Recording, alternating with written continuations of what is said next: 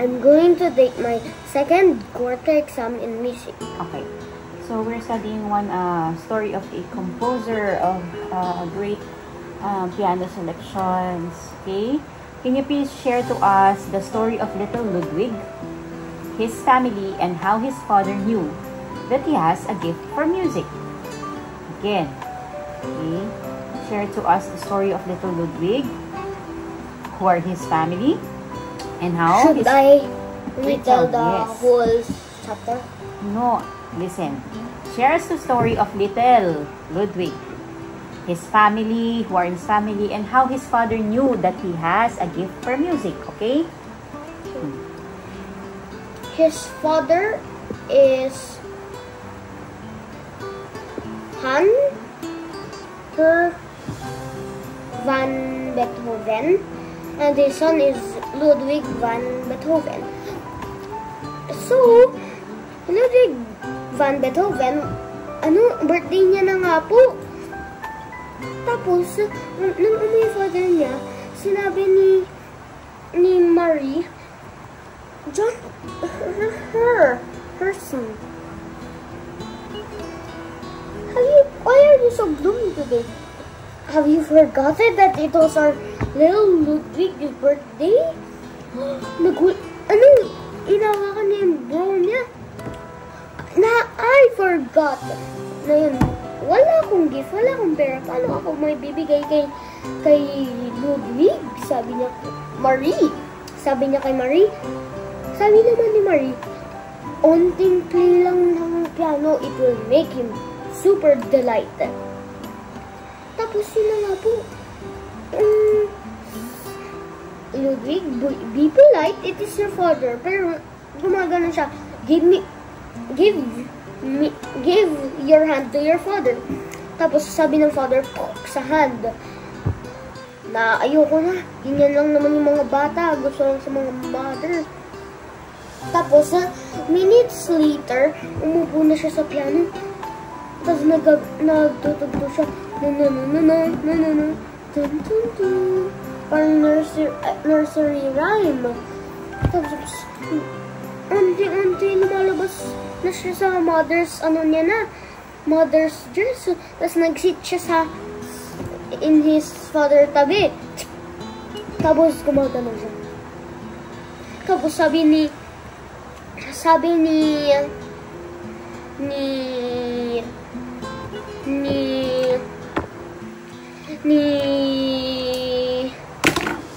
Beethoven, "Ha!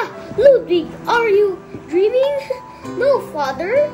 I was just only listening to you like an angel singing." "Father, let me try." "Here." Inulit ng father niya yung song. Tapos sabi niya, "Father, I can do that now." Nakopy niya, no mistakes. Tama yung position niya. Sabi niya, Beethoven, Ludwig, you are more gifted kasa sa kanya daw. I will paaral you good and you will tapos music. Not like me, you will, I did not tapos. Yun po. Now, when he grows old, but still, people notice that this young Ludwig is sad. What makes the young Ludwig sad?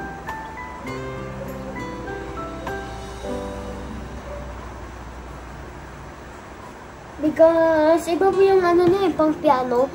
Lagi siyang tinuturuan. He wants to play piano by himself. Gusto niya yung, kung ano gusto niya, yun yung play niya. Yun po yung pinapasabi kay Ludwig.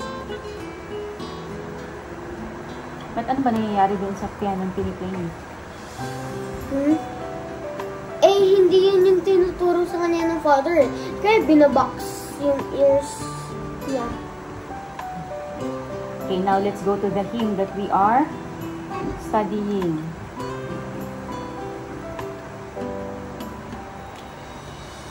Okay. Next, we studied the hymn I Need Thee Every Hour for this quarter, right? Okay. Can you tell me who's the author and tell us something about the author? The author was Annie Hawks, and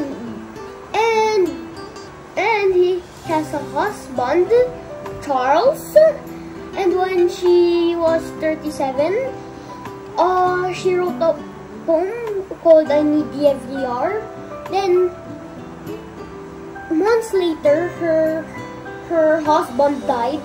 Then, her poem was the greatest comfort to her because I need the every hour. Yun po. Katulad, tapos sabi niya, we need God, sabi. Kaya,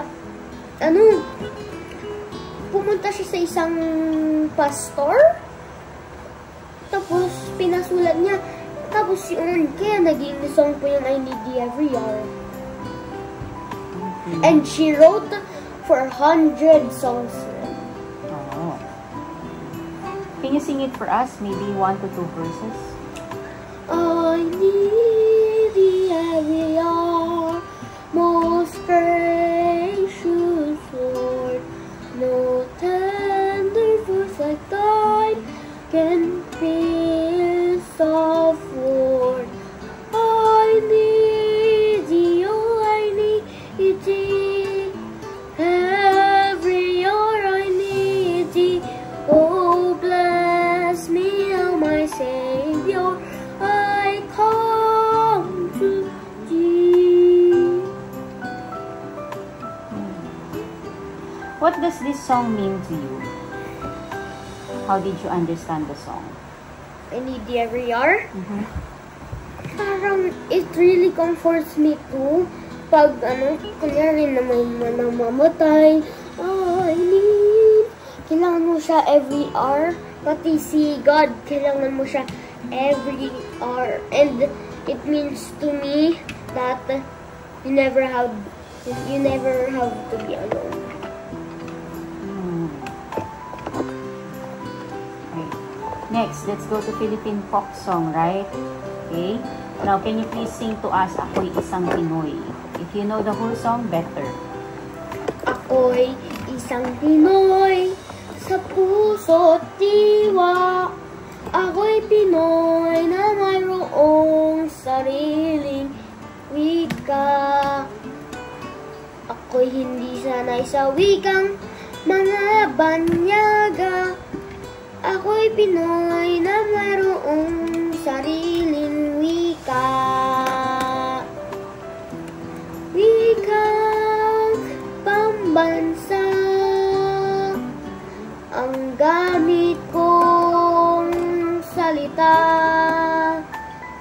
Bayan kong sinilangan hanggat sa kalayaan. Sigat Jose Rizal nooy nagwika. Siya ay nagpangaral sa ating bansa.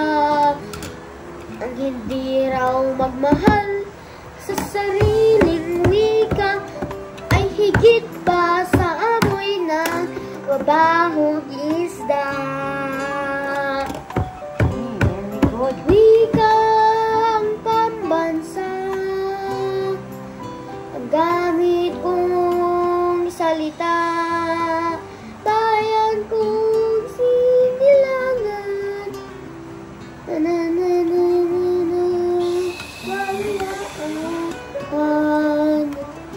Sigat Jose Rizal nooy nagwika. Siya ay nagpangaral sa ating bansa. Ang hindi raw magmahal sa sariling wika ay higit pa sa amoy ng nabahong isda. Okay. Ano ngayon ang ibig sabihin ng kantang ito para sa iyo? At ano ang tinuturo ng kantang ito para sa iyo? Mahalin mo daw yung sarili mong wika. Hindi, ayoko tong wika. Nakalib lang ako sa Philippines. Dapat mahalin agad yung wika. Ayoko na. Dapat hindi ganun. Dahil nakalib ka sa Philippines, dapat mahalin mo yung wika. Tapos, masarap daw yun para sa mga sa bayan natin. Tapos Kapag hindi natin minahal yung sarili nating wika, ang baho daw natin, mas baho pa daw sa isda. Patay na isda. Po. Bakit kaya hinalintulad or kinumpare ni God Jose Rizal ang isang hindi nagmamahal sa wikang Filipino sa mabahong isda? Bakit sa ganun niya kinumpare? Kasi patay na yung isda, wala na siyang pakialam. Tapos parang tayo, wala tayong pakialam. Kaya niya yun kinumpare. Tapos na po. Okay. That would be all. Maraming salamat, Adam.